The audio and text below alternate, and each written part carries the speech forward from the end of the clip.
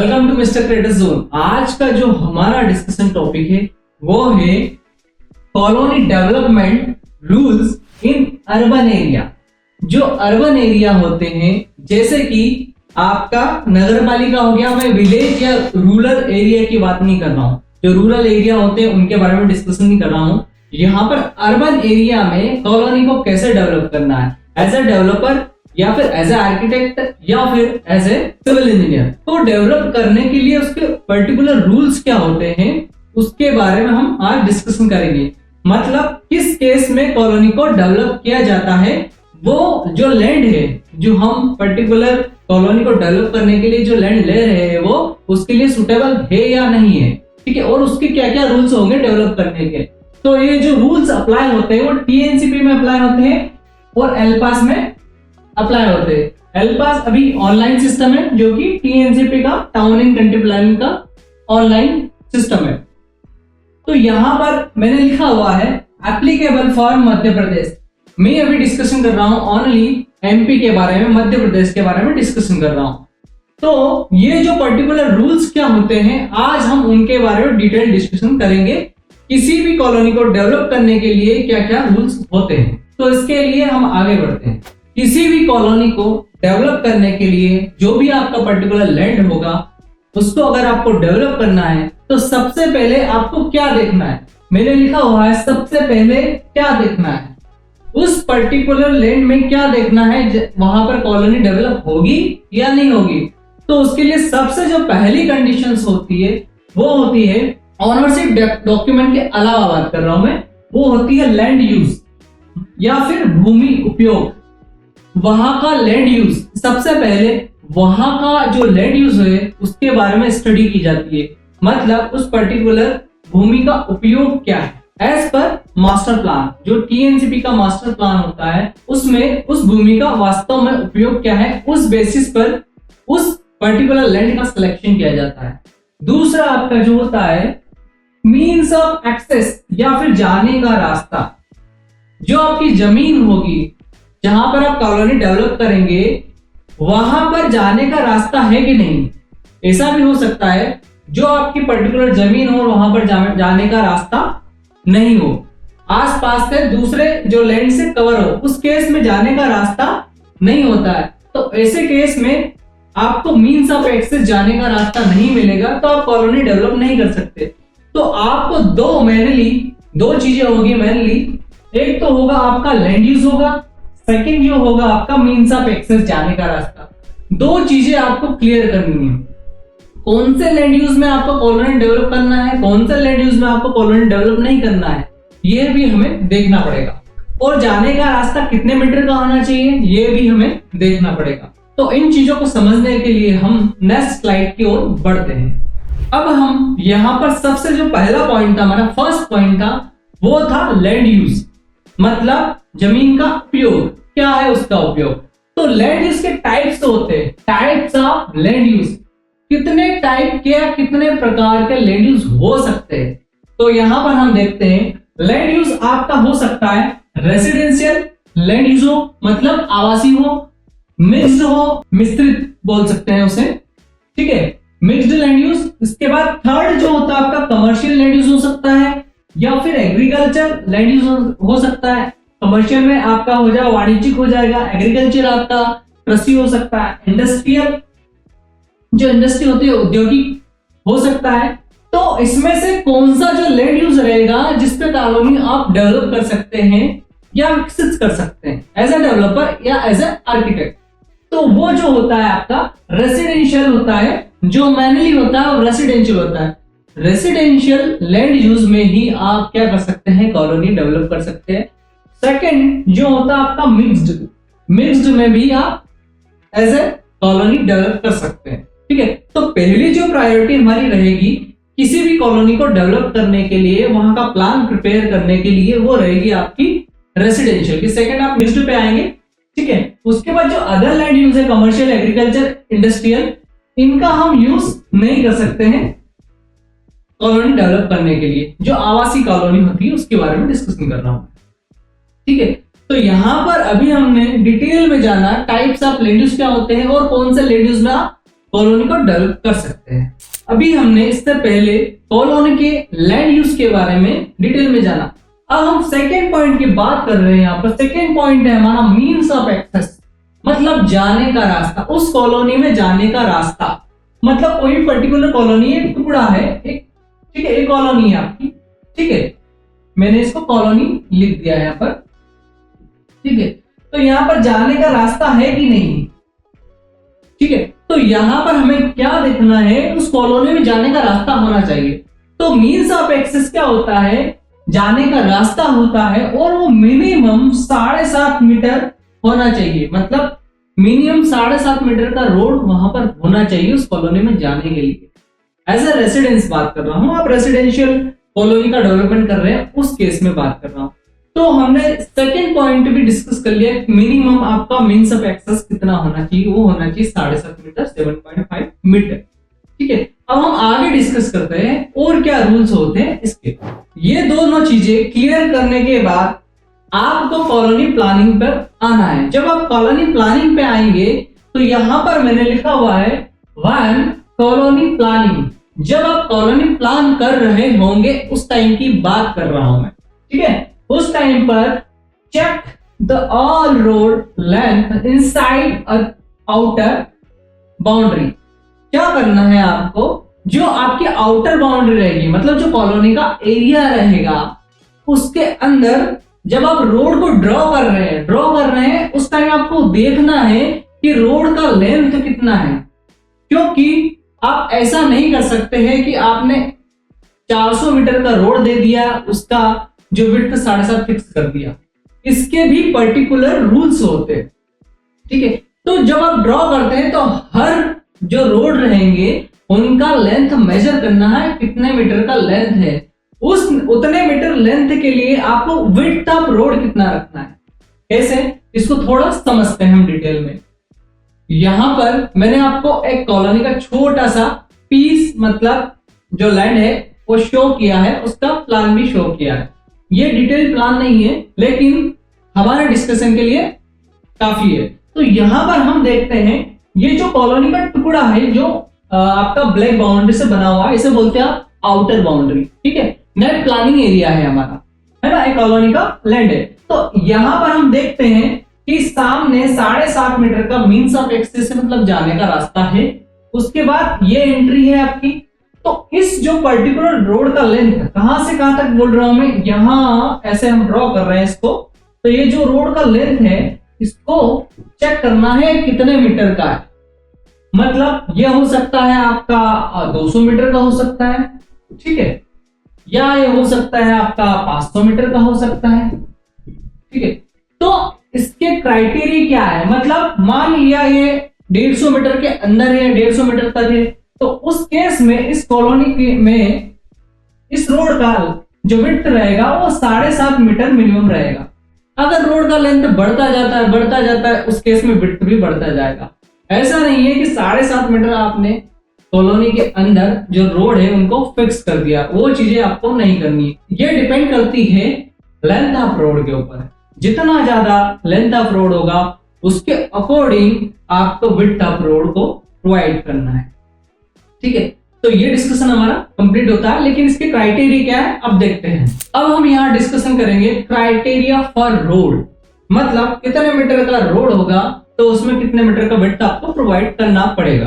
तो यहां हम देखते हैं first up to 150 metre road length. अगर 150 मीटर तक का रोड लेंथ है तो उस केस में आपको जो प्रोवाइड करना है width of road 7.5 metre provide करना है, ठीक है। इन केस बिटवीन 150 एंड 250, मतलब 150 से 200 मीटर के बीच है अगर रोड का लेंथ, तो उस केस में 9 मीटर आपको प्रोवाइड करना है रोड का विड्थ। थर्ड जो केस होता है आपका बिटवीन 250 एंड 400, अगर 250 मीटर से 400 मीटर तक का कोई पर्टिकुलर रोड का लेंथ है उस केस में आपको 12 मीटर प्रोवाइड करना है विड्थ ऑफ रोड। इसके बाद फोर्थ जो केस होता है बिटवीन 400 मीटर से 1000 मीटर, 400 से 1000 मीटर तक का कोई पर्टिकुलर रोड का लेंथ है, उस केस में आपको यहां पर प्रोवाइड करना है 18 मीटर का रोड। अब मान लीजिए इससे अबव हो गया 1000 मीटर का, 1000 मीटर से ऊपर पहुंच गया अपन, तो उस केस में क्या करेंगे हम, 24 मीटर का रोड का विड्थ प्रोवाइड करेंगे। मतलब ऐसे लंबाई में अगर हम बात करें तो ये 1000 मीटर का रोड हो गया हमारा, ठीक है। अगर 400 से 1000 के बीच है तो यहाँ पर विड्थ का जो रोड रहेगा वो 18 मीटर का रहेगा। अगर ये 1200 हो जाता है उस केस में 1200, तो यहाँ पर यही 24 मीटर का फिर हो जाएगा। तो यहाँ पर हमने ये जाना कि जो पर्टिकुलर रोड का लेंथ होता है वो विड्थ को अफेक्ट करता है। मतलब जितना ज्यादा रोड का लेंथ होगा उतना ज्यादा उसका विड्थ होगा, उसके प्रोपोर्शन के अकॉर्डिंग वेरी करेगा। तो यहाँ पर ये डिस्कशन भी हमारा समाप्त होता है।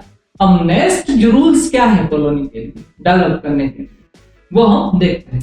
किसी भी कॉलोनी को डेवलप करने के लिए जो नेक्स्ट रूल होता है, रोड आपने प्रोवाइड कर दी पर्टिकुलर कॉलोनी में, उसके बाद दूसरा जो क्राइटेरिया होता है वो किसका होता है, वो होता है आपका ओपन स्पेस और सर्विस एरिया। आपको ओपन स्पेस प्रोवाइड करना है और सर्विस एरिया भी प्रोवाइड करना है।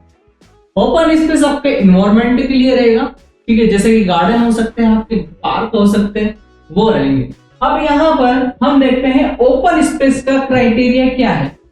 ओपन स्पेस किसी भी कॉलोनी में इन केस मध्य प्रदेश में डेवलपमेंट हो रहा है तो मिनिमम 10% आपको प्रोवाइड करना है ओपन स्पेस उस कॉलोनी को डेवलप करने के लिए।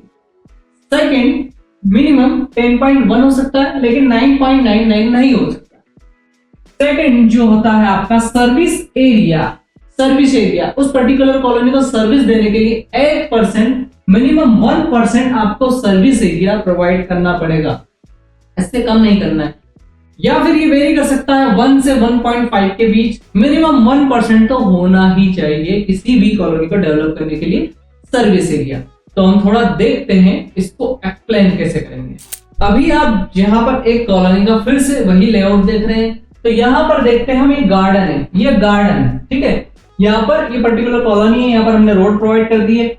इस जगह पर जो प्लॉट्स आएंगे, ठीक है, ये प्लॉट्स आएंगे यहाँ पर, तो ये प्लॉट्स हमने 1 2 3 जो भी आएंगे 4 कर दिया हमने। अब यहाँ पर ये गार्डन है, तो गार्डन का इसका मान लिया हमने एरिया 100 है, इस पर्टिकुलर कॉलोनी का स्क्वायर मीटर बोल दिया, SQM मिनिमम हमने मान लिया, अज्यूम कर लिया। तो यहाँ पर 10%, 100 का 10%, 10 स्क्वायर मीटर आपको गार्डन प्रोवाइड करना पड़ेगा। इसके साथ साथ 1% जो सर्विस एरिया है, यहाँ पर सर्विस एरिया ये वाला, ये आपको 1 SQM स्क्वायर मीटर प्रोवाइड करना पड़ेगा सर्विस एरिया, ठीक है। तो दो चीजें आप फिक्स कर देंगे तो ये दूसरा रूल भी हमारा कंप्लीट होता है। रोड हमने कंप्लीट कर लिए, गार्डन हमने कंप्लीट कर लिया, कितना परसेंट देना, सर्विस एरिया हमने डिसाइड कर लिया कितना परसेंट देना। अब नेक्स्ट देखते हैं आगे और क्या क्या कॉलोनी डेवलपमेंट करने के लिए रूल्स काम आएंगे। किसी भी कॉलोनी को डेवलप करने के लिए ऐसा नहीं है कि जो पॉपुलेशन होती है उसमें सभी ग्रुप के लोग होते हैं, जैसे कि आपके लो इनकम ग्रुप होता है, आपका इकोनॉमिकली वीक सेक्शन होता है, आपका हाई इनकम ग्रुप होता है, जनरल प्लॉट्स होते हैं उसमें। मतलब इंडिया में अगर हम देखें तो जो परसेंटेज है, गरीब लोग का परसेंटेज भी है और लो इनकम ग्रुप का भी परसेंटेज है, MIG मीडियम इनकम ग्रुप भी है कुछ। तो उस केस में आपको उस पर्टिकुलर कॉलोनी में सभी के लिए प्लॉट्स प्रोवाइड करने पड़ेंगे, अलॉट करने पड़ेंगे। या फिर अगर आप ये अलॉट नहीं करते हैं तो उस केस में आपको आश्रय शुल्क देना पड़ेगा, है ना, इसे हम शेल्टर फी भी बोलते हैं। अगर हमको EWS LIG प्रोवाइड करना है तो हम कैसे और किस बेसिस पर प्रोवाइड करेंगे, मतलब जब हम प्लानिंग करेंगे तो कैसे हम उसे प्लान करेंगे, उसका क्या रूल्स है। तो यहां हम समझते हैं criteria for EWS and LIG। तो यहां हम समझते हैं टोटल प्लॉट। मान लिया अभी हम डिस्कस कर रहे हैं, ये अर्बन एरिया के लिए अलग होता है, जो आपका ग्रामीण रूरल एरिया होता है उसके लिए अलग होता है।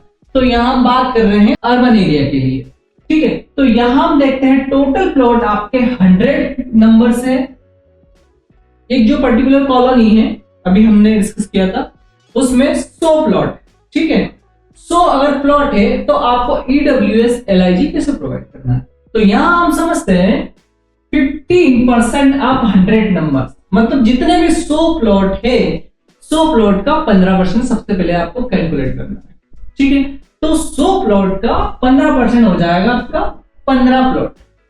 अब 15 प्लॉट, ये जो 100 प्लॉट थे ये आपके मान लीजिए हमने जनरल प्लॉट है, ठीक है। जनरल प्लॉट से हमको कैलकुलेट करना है EWS और LIG। तो यहां हम क्या करेंगे, 15 प्लॉट हमने निकाल लिए किसके बेसिस पर, 15% के बेसिस पर 100 नंबर का।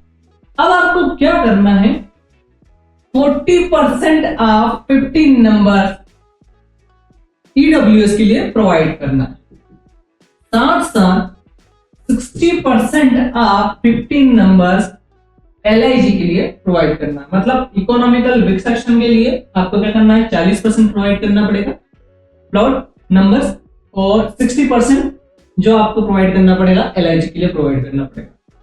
तो यहां पर हम कैलकुलेट करेंगे 40% 15 का कितना निकलेगा, 6 नंबर, मतलब 6 EWS आपको देने पड़ेंगे 100 के केस में, है ना। और 9 आपको प्रोवाइड करने पड़ेंगे LIG के केस में, ठीक है। तो 6 नंबर और 9 नंबर हमने EWS और LIG का पर्टिकुलर नंबर्स फाइंड आउट कर लिया कि इतने आपको जो प्लॉट्स प्रोवाइड करने पड़ेंगे उसका परसेंटेज इस तरह से रहेगा। तो अब हमने क्या किया, नंबर से यहां से फाइंड आउट कर लिए, लेकिन इसके बाद भी क्या होगा, इसके बाद भी इसका पर्टिकुलर एरिया होता है, उसका फ्रंटेज होता है किसी भी प्लॉट का। ऐसा नहीं कि आपने 2 मीटर का फ्रंटेज रख दिया, फ्रंट रख दिया प्लॉट का और बना के आपने नंबर ऑफ प्लॉट प्रोवाइड कर दिया, वो नहीं होता। इसके भी अलग रूल्स होते हैं, तो वो रूल्स हम आगे समझते हैं। एरिया रेंज या minimum area for EWS and LIG plots. तो यहां पर एरिया EWS एंड LIG कितना प्रोवाइड करना है आपने अभी फाइंड आउट किया, 6 और 9 फाइंड आउट किया, 6 आपके EWS थे और 9 आपके जो LIG थे। उस केस में यहां देखता है EWS का जो एरिया वेरी करेगा, मिनिमम 30 स्क्वायर मीटर आपको देना है।